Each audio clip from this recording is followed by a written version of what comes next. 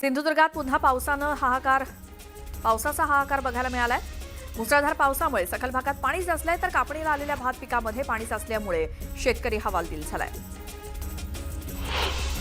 मराठवाड्यामध्ये सरासरीपेक्षा 293 मिलीमीटर अधिक पाऊस झाल्यामुळे पिकांचं मोठं नुकसान झालंय। त्यामुळे शेतकरी आर्थिक संकटात सापडलाय। निफाडमध्ये अवकाळी पावसामुळे द्राक्ष बागांवरती डावणीसह इतर काही रोगांचा प्रादुर्भाव झालाय। यामुळे शेतकऱ्यांवरती फवारणी करण्याची वेळ आली आहे। दरम्यान द्राक्ष उत्पादक शेतकरी चिंतेत सापडलाय। बांगलादेशात आयात शुल्क वाढवल्यामुळे संत्रा उत्पादक शेतकरी अडचणीत सापडलाय। त्यामुळे अमरावती जिल्ह्यातील संत्रा उत्पादक शेतकरी आर्थिक चिंतेत आहेत। अकोल्यातील नाफेडच्या सोयाबीन खरेदी केंद्रात ऑनलाईन नोंदीमध्ये गोंधळ झाल्यामुळे नोंदणीसाठी आलेल्या शेतकऱ्यांना दिवसभर रांगेत उभं राहावं लागलं।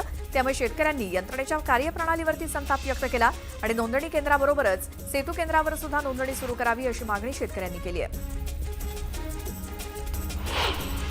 चिपळूण, गुहागर आणि संगमेश्वरमध्ये पावसामुळे भात शेतीचं मोठं नुकसान झालंय। नुकसान झाल्यामुळे शेतकरी आर्थिक चिंतेत सापडलाय। तातडीनं पंचनामे करून मदत देण्याची मागणी शेतकरी करतायत। गोंदियामध्ये शेतीचे पंचनामे करण्यासाठी आमदार संजय पुराम यांनी पुढाकार घेतलाय। यावेळी त्यांनी सरकारी यंत्रणेसोबतच शेतीच्या बांधावरती जाऊन प्रत्यक्ष पाहणी केली। चाळीसगावच्या मन्याड धरणातनं 15 डिसेंबर नंतर पहिलं आवर्तन सोडलं जाणार आहे। त्यामुळे शेतकऱ्यांना मोठा फायदा होणार आहे। यंदा 2च आवर्तनं सोडण्याचं नियोजन आहे। कोल्हापुरात जय शिवराय किसान संघटनेनं वारणेची ऊस वाहतूक रोखली आहे। मागील हंगामाचा ऊसाचा हिशोब न दिल्यामुळे वाहतूक रोखण्यात आली आहे। तर 1 नोव्हेंबर 2025 पासून तात्यासाहेब कोरे वारणा साखर कारखाना सुरू केलेला आहे। परवानगी न घेता साखर कारखाना सुरू केल्यामुळे त्यांनी कायद्याचा भंग केल्याचा आरोप करण्यात आला आहे।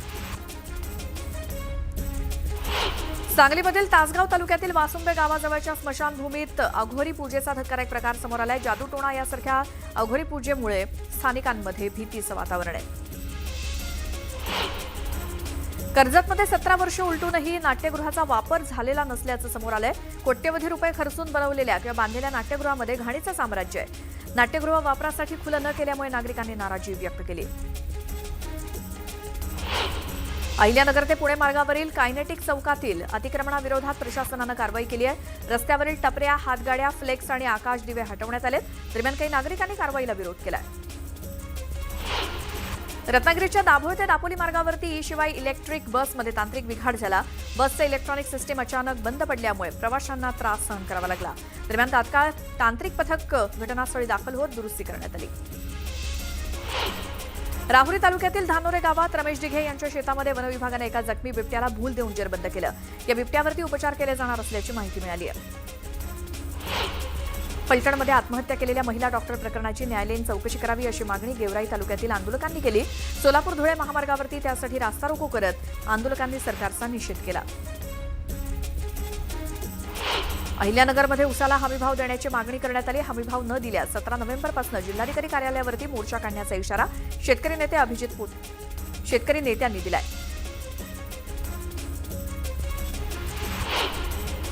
बीडच्या गेवराईमध्ये सोलापूर धुळे मार्गावरती नागरिकांनी आंदोलन केलं। डॉक्टर महिलेला आत्महत्येसाठी प्रवृत्त करणाऱ्या अधिकाऱ्यांवरती कारवाई करण्याची मागणी केली।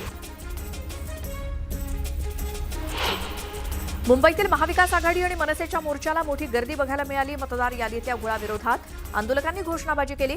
फॅशन स्ट्रीट ते बीएमसी पर्यंत हा भव्य मोर्चा काढण्यात आला। महाविकास आघाडी आणि मनसेच्या मोर्चात ठाकरे बंधू चांगलेच आक्रमक झाल्याचं बघायला मिळालं। मतदानाच्या वेळी दुबार आणि तिबारवाले दिसले तर फोडून काढा, बडवा आणि मग पोलिसांकडे द्या असं आवाहन राज ठाकरेंनी कार्यकर्त्यांना केलं। राज ठाकरेंनी दुबार मतदार याद्यांचा गठ्ठा दाखवला। कल्याण डोंबिवलीच्या हजारो मतदारांनी मलबार हिलमध्ये मतदान केलं असं सांगत याद्या स्वच्छ झाल्यानंतरच निवडणुका घ्या अशी मागणी राज ठाकरेंनी केली। ठाकरे कुटुंबातील चौघांची नावं मतदार यादीतनं बाद करण्याचा प्रयत्न केल्याचा दावा उद्धव ठाकरेंनी केला। तर आपल्या नावे खोटा व्हेरिफिकेशन अर्ज केल्याचा आरोप देखील उद्धव ठाकरेंनी केला। निवडणूक आयोग म्हणजे भाजपचे नोकर असल्याचं म्हणत उद्धव ठाकरेंनी भाजपवरती निशाणा साधला। मुख्यमंत्र्यांनी मान्य केलं की मतचोरी होते। आयोगाचा सर्व्हर कोणाच्या तरी ऑफिसमध्ये असल्याचा घणाघात उद्धव ठाकरेंनी केला। सत्तेचा गैरवापर केला जातोय। राजकीय मतभेद विसरून एकत्र यावं लागेल। विचारधारा वेगळी असली तरी आम्ही सर्व एकत्रितच आहोत असं विधान यावेळी शरद पवारांनी केलं। उद्धव ठाकरेंनी वाळवीसारखी मुंबई खाल्ली, मुंबई विकली, भ्रष्टाचार केला अशी घणाघाती टीका अमित साटम यांनी केली. मूक मोर्चातनं भाजपच्या नेत्यांनी विरोधकांना प्रत्युत्तर दिलं. विरोधकांच्या मोर्चाला भाजपनं मूक आंदोलनातनं प्रत्युत्तर दिलं. दक्षिण मुंबईतील बाबुलनाथ मंदिर इथे भाजपचे प्रदेशाध्यक्ष रवींद्र चव्हाण, भाजप मुंबई अध्यक्ष अमित साटम आणि मंत्री मंगल प्रभात लोढांच्या उपस्थितीत आंदोलन करण्यात आलं. मनसे अध्यक्ष राज ठाकरेंनी मोर्चात सहभागी होण्यासाठी लोकलमधनं प्रवास केला. दादर ते चर्चगेट स्थानकापर्यंत राज ठाकरे मनसे नेत्यांचं लोकलमधनं जात होते. मुंबईतील मोर्चा हा केवळ ठाकरे कुटुंबियांचा नव्हता असं म्हणत प्रवीण दरेकरांनी ठाकरे बंधूंना टोला लगावला.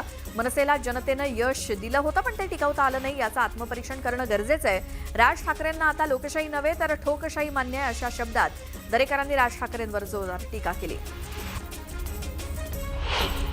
महाविकास आघाडीनं ईव्हीएमला दोष देण्याचं काम सुरू केल्याची टीका भाजपचे आमदार परिणय फुकेंनी केली.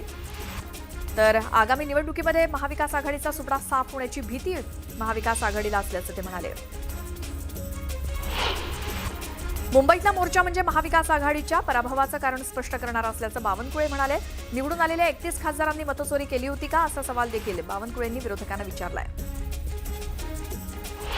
मुंबईमध्ये विरोधकांनी काढलेल्या मोर्चावर भाजपचे माजी खासदार सुजय विखे पाटलांनी टीका केली. पराभवाची जाणीव झाल्यामुळे लोकांना तोंड द्यावं लागू नये म्हणून हा मोर्चा काढला जातोय.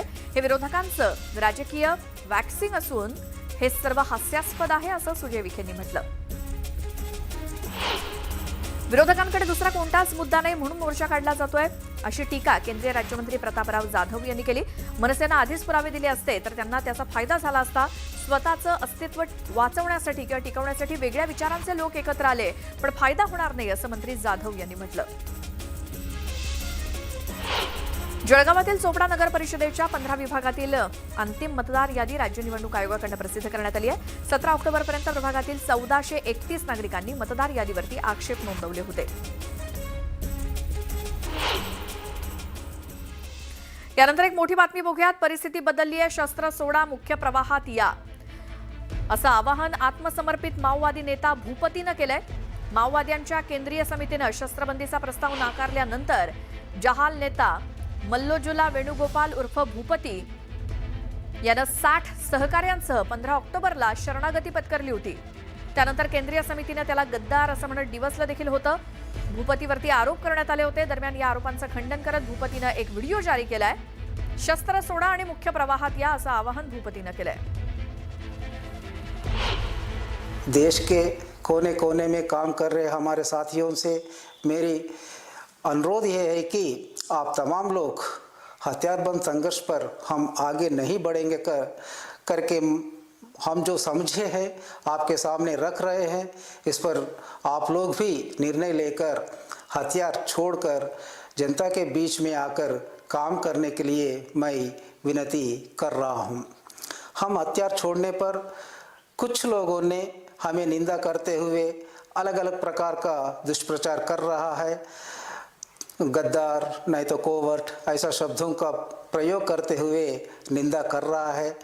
इसका मैं सरासर खंडन करता हूं. यानंतर पुन्हा पाहूयात गावाकडच्या बातम्या. आगामी पुणे पदवीधर मतदारसंघाच्या निवडणुकीसाठी सांगलीचे पालकमंत्री चंद्रकांत पाटलांनी शरद लाड यांच्या उमेदवारीची अनौपचारिक घोषणा केली. मात्र चंद्रकांत पाटलांच्या या घोषणेमुळे महायुतीत राष्ट्रवादी विरुद्ध भाजप असा संघर्ष निर्माण होण्याची शक्यता आहे. धुळे शहर विधानसभा मतदारसंघात 45,000 बोगस मतदार असल्याचा आरोप अनिल गोटेंनी केला. बोगस मतदारांची नावं काढून टाकण्याची मागणी निवडणूक आयोगाकडे केल्याची माहिती त्यांनी दिली. सोलापुरात ठाकरेंच्या शिवसेनेचे नेते शरद कोळींचा बोलताना शरद कोळींची जीभ घसरली. निवडणुकीच्या वेळी बोगस मतदान किंवा बोगस याद्या सापडल्या तर संबंधित बूथवरचे अधिकारी आणि कर्मचाऱ्यांचे हातपाय तोडण्याचा इशारा त्यांनी दिला. जळगावात ठाकरेंच्या शिवसेनेचे प्रमुख पदाधिकाऱ्यांसह 2 माजी महापौर आणि 14 ते 15 नगरसेवकांनी भाजपात प्रवेश केलाय. तर जळगाव पालिकेत सर्वात जास्त भाजपचे नगरसेवक निवडून येणार असल्याचे गिरीश महाजन म्हणाले. खेडचे माजी आमदार दिलीप मोहिते यांनी पक्ष नेतृत्वावरती नाराजी व्यक्त केली. त्यामुळे पुणे जिल्ह्यामध्ये राष्ट्रवादीत अंतर्गत वाद असल्याचं समोर आलंय. पुणे जिल्हा परिषदेतनं अजित पवारांनी त्यांच्या मुलाला उभं करावं अशी मागणी शेतकरी कृती समितीचे अध्यक्ष सतीश काकडेंनी केली आहे. तर तुमच्या मुलाला 2029ला विधानसभेला उभं करा आणि तुम्ही विधान परिषदेवरती जाण्याबाबत विचार करण्याचं वक्तव्य काकडेंनी केलं. कर्जमाफीची घोषणा अपुरी असल्याची टीका विजय जावंधिया यांनी केली आहे. तर नवीन कर्जाशिवाय शेतकऱ्यांना दिलासा मिळणार नसल्याचं वक्तव्य त्यांनी केलं.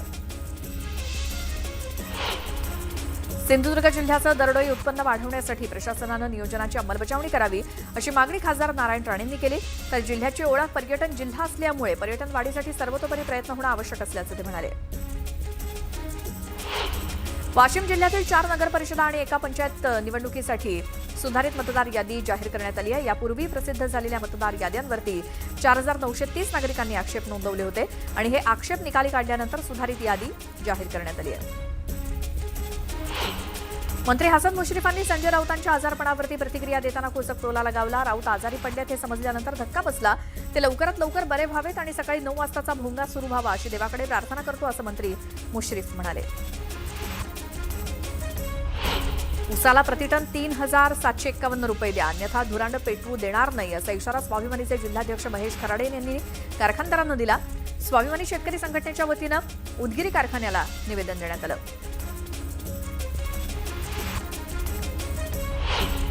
अवैध वाळू तस्करी रोखण्यासाठी गृह आणि महसूल खात्यांना एकत्रितपणे काम करण्याचे निर्देश महसूल मंत्री चंद्रशेखर बावनकुळे यांनी दिलेत. वाळू तस्करांना साथ देणाऱ्या महसूल अधिकाऱ्यांना घरी बसावं अशी तंबी बावनकुळे यांनी दिली. पुण्यामध्ये ठाकरेंच्या शिवसेनेच्या रेखा कोंडेंसह 10 ते 12 महिलांवरती गुन्हा दाखल झालाय. रुपाली चाकणकरांच्या कार्यालयाबाहेर आंदोलन केल्यामुळे पोलिसांनी कारवाई केली. मुंबई महानगरपालिकेतर्फे रस्त्यांची नियमित स्वच्छता आणि देखभालीसाठी रस्ते दत्तक उपक्रम राबवण्यात येणार आहे. मुंबईतील 730 पेक्षा अधिक रस्त्यांच्या शाश्वत देखभालीसाठी घनकचरा व्यवस्थापन विभागानं विशेष पुढाकार घेतला असून नागरिकांनी आपला परिसर स्वच्छ ठेवून महानगरपालिकेच्या स्वच्छता विषयक प्रयत्नांना बळ द्यावं असं आवाहन महापालिकेतर्फे करण्यात आलं आहे. महाराष्ट्र केसरी पैलवान सिकंदर शेखला अवैधरित्या पिस्तूल तस्करी प्रकरणामध्ये पंजाब पोलिसांनी अटक केली. तर सिकंदर शेखला फसवल्याचा आरोप सिकंदरच्या वडिलांनी केलाय. तर सिकंदरला सोडवण्याची विनंती सुद्धा त्याच्या वडिलांनी केली आहे. पंढरपुरात कार्तिकी वारीसाठी पोलिसांकडनं 300हून अधिक सीसीटीव्ही कॅमेरे बसवण्यात आले. तसंच एआय प्रणालीच्या माध्यमातून सुद्धा ड्रोनद्वारे संपूर्ण शहरातील गर्दीवरती पोलीस नजर ठेवणार आहेत. मीरा भाईंदरमध्ये संत ज्ञानेश्वर वारकरी भवनाचं लोकार्पण करण्यात आलं. इंदुरीकर महाराजांच्या उपस्थितीत हे लोकार्पण झालं. 2 मजली भवनासाठी 2 कोटींचा निधी खर्च करण्यात आलाय. महाराष्ट्र कर्नाटक सीमेवर महाराष्ट्र एकीकरण समितीनं काळा दिन साजरा केला. यावेळी मोठ्या संख्येनं मराठी भाषिकांनी फेरीत सहभाग घेत महाराष्ट्रात जाण्याचा निर्धार केलाय. पुण्याच्या कोंढवा परिसरात गोळीबाराची घटना घडली. गोळीबारात गणेश काळे या व्यक्तीचा मृत्यू झाला. गणेश काळे हा आंदेकर टोळीचा दत्ता काळेचा भाऊ असल्याची प्राथमिक माहिती मिळाली असून आरोपींनी एकूण 4 गोळ्या झाडल्या आणि नंतर कोयत्यानं वार केलेत. फलटणमधील पोलीस अधिकारी आणि काही कर्मचाऱ्यांचा दमदाटी करतानाचा व्हिडिओ समोर आलाय. बीडच्या घोगस पारगावमधील मुकादमाला रात्रीच्या वेळी उचलून नेतानाचा व्हिडिओ समोर आला असून यामध्ये 10 ते 15 पैलवान देखील असल्याचं समोर आलंय. बुलढाण्यातील खामगाव शेगाव रोडवरील आदर्श रिसॉर्टवरती पोलिसांनी छापा मारत जुगार अड्डा उद्ध्वस्त केला. पोलिसांनी 61 आरोपींना ताब्यात घेत 17 लाख रुपये रोकड आणि इतर ऐवज असा एकूण 65 लाखांचा मुद्देमाल जप्त केला. पुण्यातील मोहम्मदवाडी परिसरामध्ये घरगुती वादातनं एका ज्येष्ठ नागरिकानं गळफास घेऊन आत्महत्येचा प्रयत्न केला. मात्र काळेपडळ पोलीस स्टेशनच्या पोलीस कर्मचाऱ्यांनी वेळेवर धाडस दाखवत या ज्येष्ठ नागरिकाचा जीव वाचवला. त्यामुळे काळेपडळ पोलिसांच्या संवेदनशील आणि कार्यक्षम भूमिकेचं सर्वत्र कौतुक होत आहे. बुलढाण्यातील साखरखेडरा बीबी रस्त्यावरील उड्डाणपुलाजवळ भरधाव दुचाकी दुभाजकावरती आदळल्यामुळे अपघात झाला. या अपघातामध्ये दुचाकीवरनं जाणाऱ्या आरिफ तांबोळी आणि अल्ताफ तांबोळी या दोघांचा जागीच मृत्यू झालाय. नागपूरच्या मध्यवर्ती कारागृहातील 40 कैद्यांवरती गुन्हा दाखल करण्यात आलाय. बनावट वैद्यकीय प्रमाणपत्र सादर केल्यामुळे ही कारवाई झाली आहे. तर या घटनेमुळे कारागृह प्रशासन आणि वैद्यकीय तपासणी प्रक्रियेबाबत गंभीर प्रश्नचिन्ह निर्माण झालंय.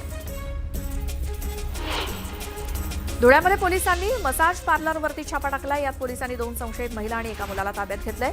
स्थानिकांच्या तक्रारीवरून पोलिसांनी ही कारवाई केली आहे. पुण्यातील बिबेवाडी परिसरामध्ये शनिवारी मध्यरात्री 4 चाकी वाहनं, ऑटो रिक्षा आणि दुचाकी वाहनांची तोडफोड करण्यात आली. परिसरात दहशत पसरावी म्हणून कोयता आणि काठ्यांनी गाड्यांची तोडफोड करणाऱ्या 2 संशयित आरोपींना पोलिसांनी अटक केली आहे. पालघरमध्ये मुंबई अहमदाबाद राष्ट्रीय महामार्गावरती धावत्या ट्रकला भीषण आग लागली. आगीत ट्रकमध्ये संपूर्ण साहित्य जळून खाक झालंय. सुदैवाने यात जीवितहानी झालेली नाही. शॉर्ट सर्किटमुळे आग लागल्याचा प्राथमिक अंदाज आहे. नागपूरच्या पारडी परिसरात सिनियर ज्युनियरच्या वादातनं एका विद्यार्थ्याची हत्या करण्यात आली. या प्रकरणी पोलिसांनी 4 जणांना अटक केली आहे. पिंपरी चिंचवड शहरामध्ये पाण्याच्या टाकीत पडून एका महिलेचा मृत्यू झाला. अग्निशमन दलानं त्याचा मृतदेह टाकीतून बाहेर काढला आणि शवविच्छेदनासाठी वायसीएम हॉस्पिटलमध्ये पाठवलाय. आशा संजय गवळी असं मृत्यू झालेल्या महिलेचं नाव आहे.